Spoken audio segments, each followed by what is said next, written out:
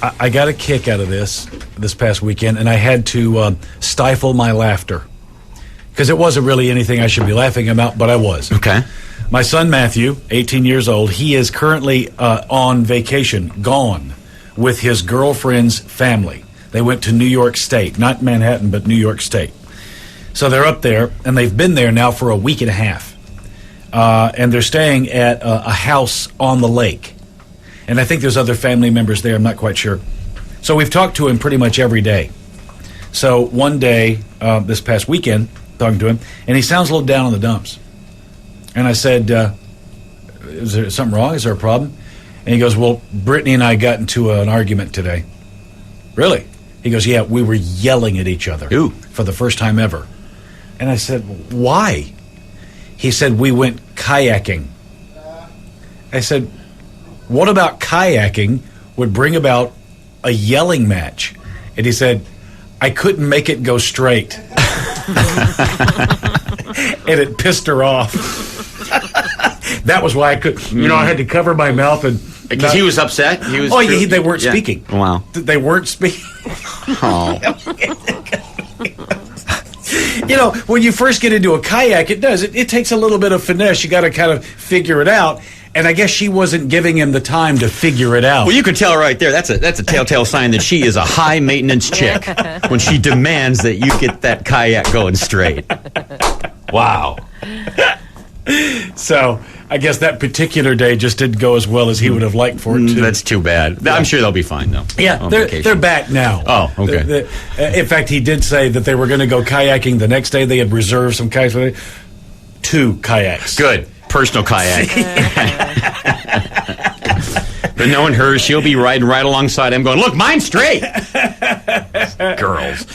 You were mentioning your with your boy and the kayaking and him and his girlfriend getting in a fight. Daniel went kayaking this weekend, and he said that him and his girlfriend got in a fight. Well, not a fight like, Matt, your son, but that he was doing all the work and he was kind of bitching about it, that it was a 2-person kayak. The single biggest fight my wife and I ever got in was on a canoe trip. Boats. What is it about boating? What is now that I think about it, my ex-husband and I got on a huge fight on his boat. That's weird. I mean, like big, drawn-out fight. Oh, yeah. Because he couldn't do everything that he said he could do. We were on it and, trying to do the sail and do this and do that. And I'm flinging from side to side. I'm like, don't take me out if you don't know what you're doing. It got crazy. Yeah, I don't know. What the hell? Well, Leslie, maybe she knows. You live by kayakers, Leslie? I do. I live in Naples. So, we have a ton of kayakers. Hundreds and hundreds. I have seen people get in huge fist fights and push the other person out. What? Screaming, shouting, horrible fist fights, push the other person out and kayak away. This is new to me. I didn't know that this went on. Something about kayaking, I guess, because Mark, switchboarder Mark, just typed in, I got into a kayak fight a month ago. Yep. I went, same thing as Daniel. I went with my girlfriend, and we were kayaking, 2-person double, and we couldn't keep the thing straight. And she was driving me crazy. I couldn't take it. We're going to hit these expensive yachts. But you were angry at her? Yes. It was her fault? I was making it go, and she was supposed to just keep it straight. But she kept going right. And they told her how to do it, but she couldn't grasp it.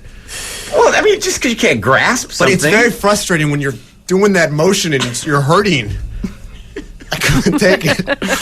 Kayaking, it brings out the worst. It's terrible. I'm telling you. And that's why when Matthew was telling me his story, why I laughed so hard, because, as I said, my wife and I, honestly, we almost didn't make it past this canoe trip that we were on. In fact, our dog, we had a dachshund. And Sidney was his name. He was in the boat with us. And out of the canoe ramming the rocks and the loud noise it made, it was an aluminum canoe, and Linda and I yelling at each other, he finally just jumped out and started swimming toward shore. God. He couldn't stand it anymore. What it almost brought it to an end. I didn't know this existed. Nor did I. Until I thought ours was an isolated instance. But then when Matthew told me his, and now hearing all this other stuff, if you're in a relationship, don't go boating. It explains the old adage, if you love something, make it paddle. And if it goes straight, then you know it's true. I didn't know this existed. Wow. I got to go kayaking. Yeah. With a friend. Yeah. Yeah. If you want Enjoy. to break up with somebody, that could be a good That's route. the place to go. There you go. If you're looking to end the relationship, take them kayaking. With this thing that we are discovering, the problem that couples apparently have when they go kayaking, when they argue and fight, and I thought about it some in this last break. This possibly could be an explanation. Man possibly has it inbred in him as a species that doing something like boating, canoeing, should be something that we are capable of. As a man, we should be able to go out and boat, canoe, paddle, hunt, bring home the meat. You're captain of the ship. Right. Yeah. You're in control. So when you get out there as a man with your woman and you can't do it, and on top of that, she starts bitching and yelling and moaning, and as you put it, it's a button. Right there, it's an immediate button. Right. And she pushes it, and you push hers because maybe she's thinking you're not a man, you're a wimp because you can't boat. And there you go. Well, I like Switchboarder Mark's take on it. Just blame her. Probably wasn't her fault. All right, let's go to Anna. Anna is a canoe instructor.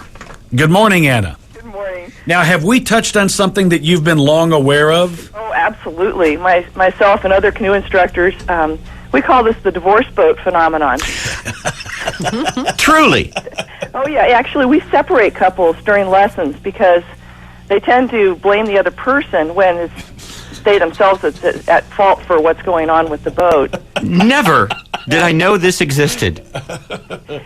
So once the people have gone through some lessons and they've discovered what their roles are, if they're in the bow or the stern of a canoe or kayak, things go a lot better. But, you know, it's funny because sometimes people ask us what we all paddle, and we say, well, we paddle solo boats, actually. So people come back, they rent from you, is that correct? No, I just teach lessons for several different places up here in the Sacramento area, but just teach lessons. Oftentimes they have their own boats, but they've wisely decided that they need lessons, or else they'll be calling an attorney or something like that. Wow. The divorce boats. Right. Wow. Well, thank you, Anna. It just is that, what you guys were saying is absolutely true. The other person blames, one person blames the other person for, why the boat is not going straight. And it's just they just don't know why they just don't know the dynamics of proper paddle strokes and things. All right, Anna, we're going to keep you on the phone because Anthony on line 4, he's kind of bummed right now. Anthony? Uh-oh. Yes. Go ahead. Yeah, my 1-year anniversary is next weekend, Uh-huh. and I've planned a trip. My wife doesn't even know it's a surprise to go to Anacapa And do what? and kayak. with Okay. Dad. And kayak for your 1 year. Anna, what advice would you give Anthony? He's a little bummed now. Well, if he's renting from an outfitter, maybe they can give him some tips before they start out. Well, I've been out there before. I actually went with an ex of mine. An ex. Yeah, right. I see. We were at our separate boats. This time I'm doing it with the double boat. Now, Anthony, are you an experienced kayaker? Can you control the boat? I've canoed a lot and have kayaked some. Is this going to be her first time? Yes. Okay. Yeah.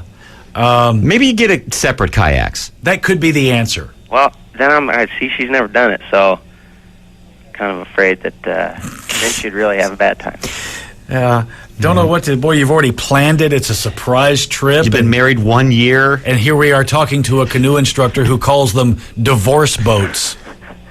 And since Well, the like I last said, time I'm you... going to be prepared. I got her. She has a wetsuit and everything.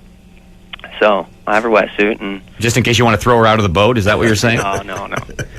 But, take a nice packed lunch there, bottle of wine. And, Well, hopefully it'll go better than the last time when you were with your ex. yeah, well, that was more problems in the boat. Anthony, do us a favor, would you? Yeah. After you get back from your anniversary kayak trip, Yeah. would you call us and let us know how it goes? Sure. We want the update. All right, I will do it. All right, thank you. One thing you might want to do, though, is not be too hard on her. Not nitpick at her if he thinks she's doing something wrong. That goes a long way towards keeping things nice. That's good advice from Anna there, Anthony. Yeah, actually, that's really good advice. Take it easy on her. Maybe talk to her about the thing before you get in it. Yeah. Well, I'll be a nice guy, and like I said, I can canoe. If something goes wrong, just laugh. Yeah, Don't, exactly. It'll be blame fun. her. We Okay, have wine, we have other goodies. It'll be fun. Anthony, I think all men go on kayaking trips with their girlfriends or wives with this sort of attitude. Oh, no, I'll be great. Yeah. I'm fine. Yeah. I've canoed before. I got this. I'll be good to her. I'm man. Can't wait to hear the story. All right, guys. All right, man. Anna, thank you very much. You're welcome. All right, one more thing about kayaking here. Joe had a bad experience. Joe, go ahead. Okay. Well, first of all, when you kayak with your girlfriends or canoe with your girlfriends, I figured out the trick. There is a way that they will continue to love you. Yeah. This happened about 2 years ago. Okay. We were kayaking down the Truckee River, and we were in a double. So that guy called a little while ago. You should take a note on this. When you're hustling down the river and she's not pulling her weight, and you're about to run into a rock, and you start paddling really, really fast to save yourself, you hit her in the back of the head With the paddle. with the paddle. Uh-huh. If you hit her in the back of the head, she won't talk to you for a couple days, and if there's a little bit of blood, you can actually show that you love by dabbing it. She wasn't hurt that bad, but I did hit her in the back of the head, and she was furious, but we were still together because, I helped her with the blood. You dabbed the blood that you created by hitting in the back of the head with an oar. Yeah, Okay. And also, the hitting was an accident. You didn't mean to do it. of course. Did you? Well, Now, was she- If I meant to do it, I would have knocked her out. Now, were you guys having a fight? Were you arguing as you were doing this? Of course. So it wasn't going well. Divorce boats. She wasn't hurt that bad. No, she's okay. And you helped with the blood. I don't know that kayaking's for you either, Joe. Thank you, man. Well, we're not doing it again. Okay. All right, Laura on line 13, then we must take a break. Good morning, Laura. Good morning. How are you? Hey, I was thinking, I think not only kayaking, but don't you think this goes along with pretty much anything couples do as a team sometimes? Like reading maps in cars and going on long trips, or even if you watch, The Amazing Race, any kind of thing sometimes couples get together and do that either one doesn't do very well, it always ends up in a fight. yeah, I was thinking back on another experience, and this is not canoeing, but it's close. When my wife and I were dating, a friend had suggested, we lived in Savannah, Georgia at the time, and a friend of mine had suggested a ski trip, a water skiing trip. He apparently knew somebody that owned an island, a fairly small island, but still owned it. It was a private island. So the idea was we'll take the boat out to the island, we'll camp on the island, and then the next morning we'll get up and water ski. And he said, let's bring the girls. So I thought, great. And this was my fault. I take all the blame. We go out for the camping. Linda goes.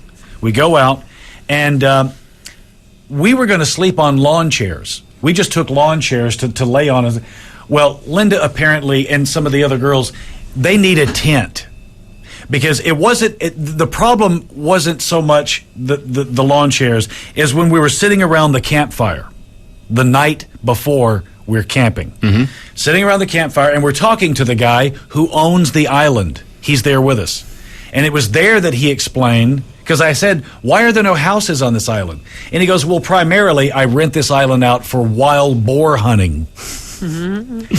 It was when that statement was made that I could see it on Linda's face. There are wild boars here, and I'm sleeping on a lounge chair. It was downhill from there. And then, You could have made her feel better by just saying, a tent won't stop a wild boar. if he wants you, Yeah. he's coming. And then the bitch of it is, we get up the next morning for the water skiing. The boat was broken. Ah. We didn't get to ski. But no wild boars. Didn't see any wild boars, thank God. Okay. They didn't come around. But I have to, pull a stick out of the fire when she finally falls asleep on a lawn chair and go, give her a poke just to see what would happen. Didn't do that. No, Ah. I did. Trust me, the waters were chilly already.